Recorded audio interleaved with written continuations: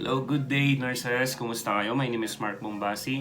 And for today's video, pag-uusapan natin kung ano yung pagkakaiba ng CGFNS, which is very familiar kayo, na isa sa service provider na nag-aasikaso sa mga credentials natin when it comes to applying NCLEX examination or visa screen papuntang US. And also, pag-uusapan din natin ngayon yung pinakabago at mabilis for me dahil yun experience ko mismo, ang JSA. Ayan, makikita nyo yung logo nila dyan. Ang JSA, which means Joseph Silney and Associates. So, yun. Pag-uusapan natin tong dalawang ito, pero more doon sa JSA. Kung ano yung mga magaganda meron dito sa JSA na wala kay CGFNS. So, bago tayo magsimula, kung hindi ka pa naka-follow or naka-subscribe sa channel ko, paki-subscribe na lang yan para sa mga susunod na video ay ma-update naman kita kahit papaano. Ayun, so, when it comes sa CGFNS and JSA, siguro marami sa inyo ay galing sa, or meron ng mga nurses na nakakanood nito ngayon ay from Saudi Arabia na kagaya ko, which is 8 years din ako doon sa Saudi Arabia as a nurse. So, ang parang kahalintulad nitong JSA and CGFNS ay yung data flow. Ayan.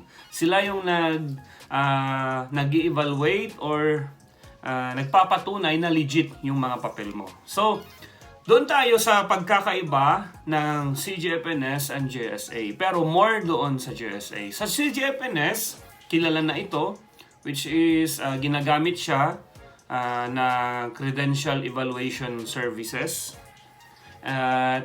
Ginagamit ito through mail. Kung meron kang gustong ipa-evaluate sa kanila, imi-mail mo yung mga credentials mo. So, ibig sabihin, gagamit ka ng shipping company para ipadala yung mga credentials mo. Pero good thing kay JSA, ayun, syempre, JSA yan eh. Kay JSA ngayon, na pinakabago at parang ilang taon pa lang siyang namamayagpag. Itong si JSA,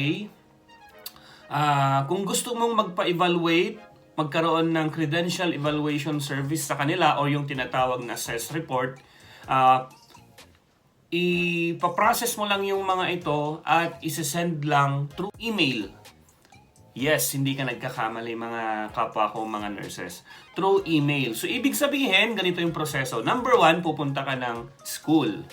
Pagdating mo sa school, magpaprocess ka ng mga transcript of record, diploma, at RLE.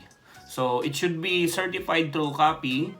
At hindi mo na ito ipapadala using shipping company. So, i-email ito ng university mo, from university, email nila papuntang kay JSA. So, ganun kabilis, di ba? Siyempre, pag email yan, so, pagka-click mo ng send na kaagad. Ganun din kay PRC. Once na pumunta ka kay PRC, i-request mo lang yung state board and copy of your license, at sila na rin mismo yung mag-email from PRC papunta kay JSA. Kay PRC lang, may konting waiting time lang sila dahil once you process your state board doon sa branch na kung saan, for example, madalas kasi yan sa mga mall. So, nag-process ka doon sa branch na yon, hindi mismong si branch ang magsisend kay JSA. Ipo-forward pa nila yon kay regional office nila, at si regional office ang magsisend kay JSA. So, sa experience ko, it takes around 5 to 7 days bago na isend yung papel ko ng PRC. Pero kay university, na-send nila agad-agad. So, nag-follow up na lang ako nung na-send na ni PRC para minsan ng follow up. And, yeah, sa loob ng 5 to 7 days, na-receive nila both yung papel ko. So, that's the time na nag-confirm sila through email na they receive my documents and ready for evaluation. So, that time, pinagbayad na kami ng $400.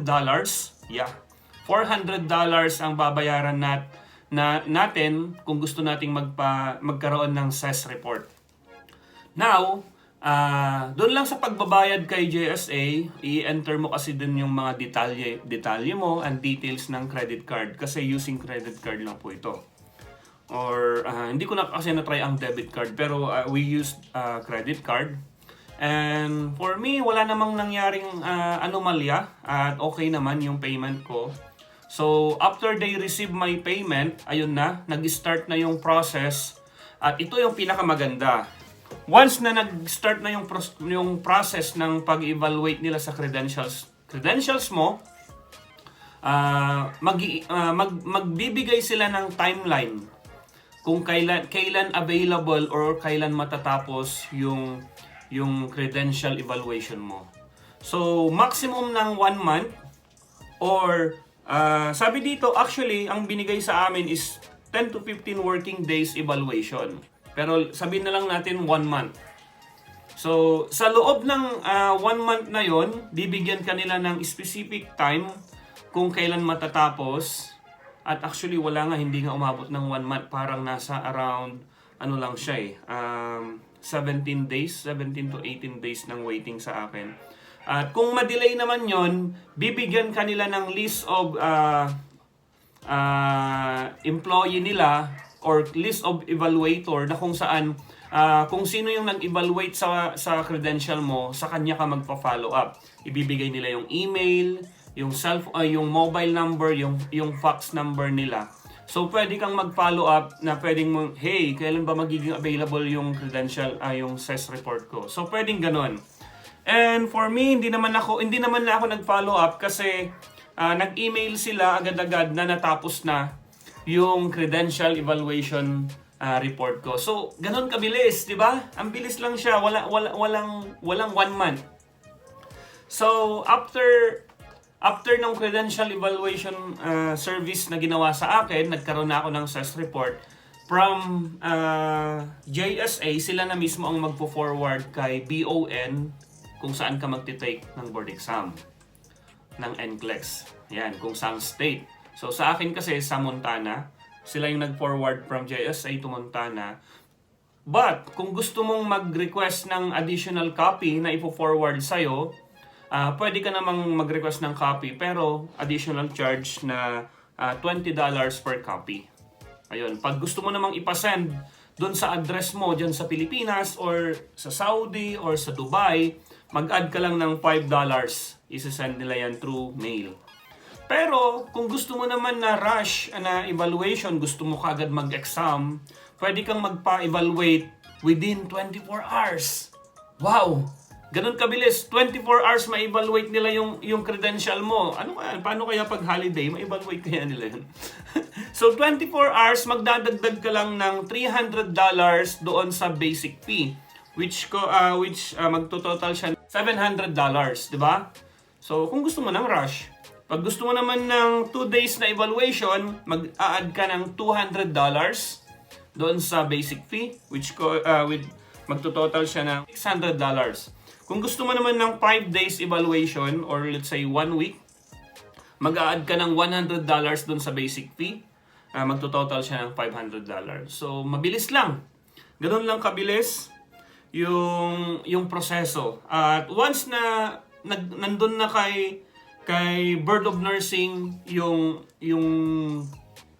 SES report mo, that's the time na pwede nang magbayad for ayun na, yung ATT. Pero pag-uusapan natin yon sa susunod na vlog natin. So ngayon, yun lang muna pag-uusapan natin, ano yung difference ng CGFNS at JSA, ano yung mga magandang or ano yung mga meron dito kay JSA ngayon na kung saan mas mapapabilis yung proseso mo para makapag-exam ka kaagad ng NCLEX. So, yun lang muna guys, at good luck sa mga mag-exam, yung mga future USRN natin dyan na kapareho kong nangarap at ayun na nga, nakamit na natin yung license natin.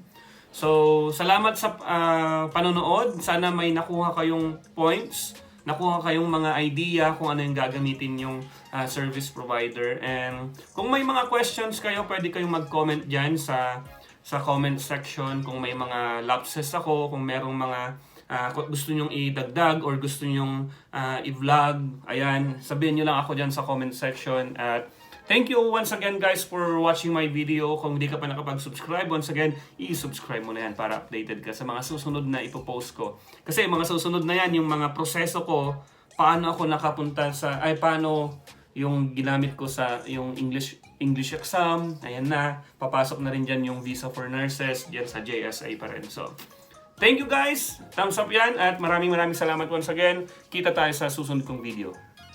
Bye!